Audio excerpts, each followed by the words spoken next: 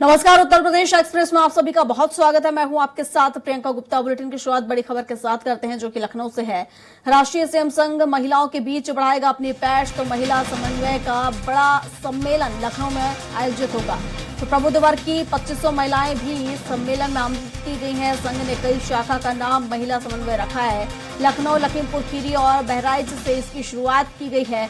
महानगरों में 100 से ज्यादा समितियां तैयार हो चुकी हैं। लखनऊ में बनाई गई हैं 42 समितियां। सीएमएस में मातृशक्ति सम्मेलन का आयोजन किया जाएगा और हर जिले में महिला सम्मेलन की योजना तैयार की जा रही है।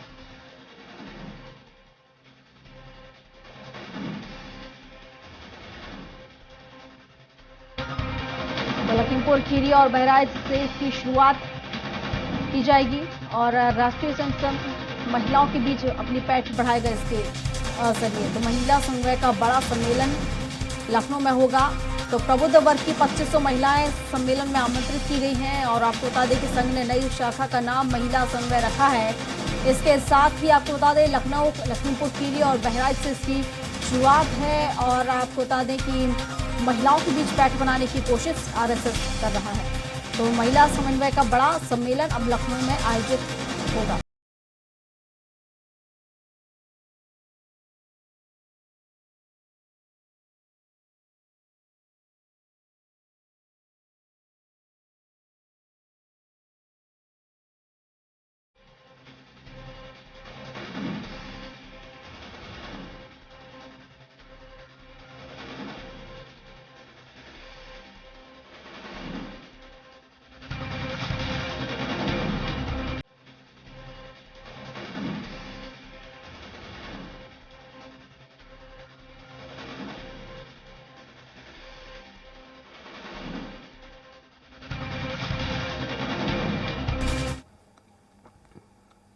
और इस पर विस्तार से जानकारी के साथ राघवेंद्र त्रिपाठी जी उत्तर प्रदेश के संपादक हमारे साथ जुड़ चुके हैं। उनसे ही जान लेते हैं। राघवेंद्र जी, आरएसएस बड़ा सम्मेलन करने जा रहा है महिला समन्वय का और इसे देखा जाए तो कहीं ना कहीं महिलाओं के बीच पैठ बनाने की कोशिश इसके जरिए की जा रही है। जी बिल्कुल प्रियंका जी, देखिए भारतीय जनता पार्टी हो या राष्ट्रीय स्वयं संघ हो, ये लगातार महिलाओं को केंद्र बिंदु में रख के अपने परिणाम बना रहे हैं। आपको याद होगा प्रधानमंत्री मोदी ने जब 2014 में प्रधानमंत्री आवास की शुरुआत की थी तो जो घर की महिला मुखिया थी उनके नाम पे उन्होंने मकान देना शुरू किया था।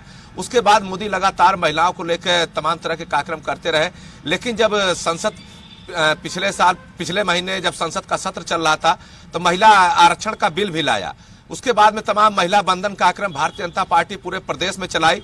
वो जानती है कि महिलाओं की भागीदारी क्या है उत्तर प्रदेश में और खासतौर से देश की सियासत में।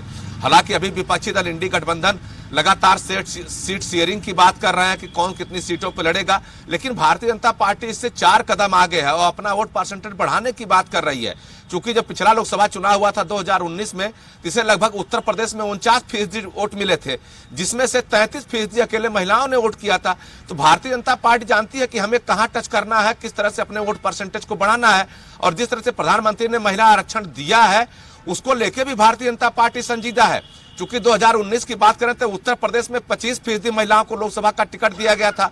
अगर पूरे देश के सिनेरियो में बात करें तो 19% महिलाओं को टिकट भारतीय जनता पार्टी दे चुकी थी। और इस साल जो 24 में लोकसभा का चुनाव होने जा रहा है उसमें लगभग 33% महिलाओं को ऑलरेडी टिकट देगी।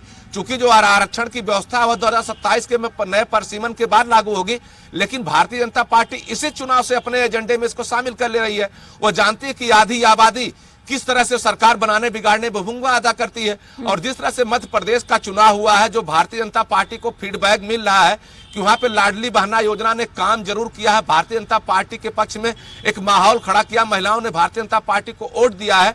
तो उससे भी कहीं न कहीं भारतीय जनता पार्टी और राष्ट्रीय स्वयं सेवक संघ दोनों सचेत है कि महिलाओं को अपने से जोड़ा जाए। हालांकि संघ में पहले से महिलाओं की भागीदारी थी, लेकिन अब एक अभियान चलाकर समन्वय बनाकर बैठक की जाएगी, उनको जोड़ा जाएगा, उनकी दिक्कतें क्या हैं, खास तौर से उसमें दलित और आदिवासी महिलाओं को जोड़ने की बात की जा रही है। जनवरी महीने में सम्मेलन अभी तय नहीं की गई है, लेकिन व्हाट्सएप ग्रुप बना के ऑलरेडी महिलाओं के बीच में संपर्क साधा जा रहा है, उन्हें निमंत्रण दिया जा रहा है। जब डेट बता दिया जाएगा तो महिलाओं का लखनऊ में सम्मेलन होगा। इसके पीछे यही है कि जो वोट परसेंटेज है उसको बढ़ाया जाए। भारतीय जनता पार्टी इस समय जीत हार की चिंता नहीं कर रही है। वह अपने वोट परसेंटेज को लगातार बढ़ाने की कवायद में जुटी हुई है। चाहे वह विश्वकर्मा सम्मान की बात हो, चाहे बेरोजगारों को लैपटॉप, बेरोजगारों को नियुक्त पद देने की बात हो, जिस तरह से प्रधानमंत्री आवास बांटा जा रहा है, मुफ्त खाद्यान्न योजना चल रही है, उज्ज्वला योजना चल रही है, घर घर शौचालय योजना चल रही है। तो इन योजनाओं के जरिए भी महिलाओं को मुखिया बनाया गया है। इनमें महिलाओं के ही नाम पर गैस कनेक्शन, सचिवालय, जो शौचालय बने हैं उनका मालिकाना हक, जो प्रधानमंत्री आवास मिल रहा है उसमें भी उनका मालिकाना हक। घर के मुखिया भले पुरुष हों, लेकिन जो कागज में है उनमें महिलाओं को भागीदारी दी जा रही है।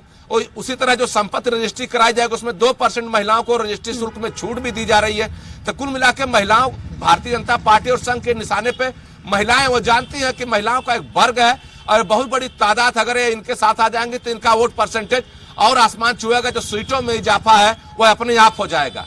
जी प्रियंका। बिल्कुल राघवेंद्र, सही कहा आपने। हालांकि हमेशा से हमने देखा है यहाँ पर अगर बात करें आदिवासी वोट बैंक की तो लगातार हमेशा से कहीं ना कहीं इस पर नजर सभी पार्टियों की रही है और ऐसे में महिलाओं की भी भागीदारी अब यहाँ पर सुनिश्चित की जा रही है। लगातार महिलाओं के बीच भी पैठ बनाने की कोशिश की जा रही है और यही कारण है कि यह सम्मेलन इस तरह से आयोजित किया जा रहा है ताकि महिलाओं के बीच पैठ बनाई जा सके। फिलहाल शुक्रिया आपका तमाम जानकारियों के लिए।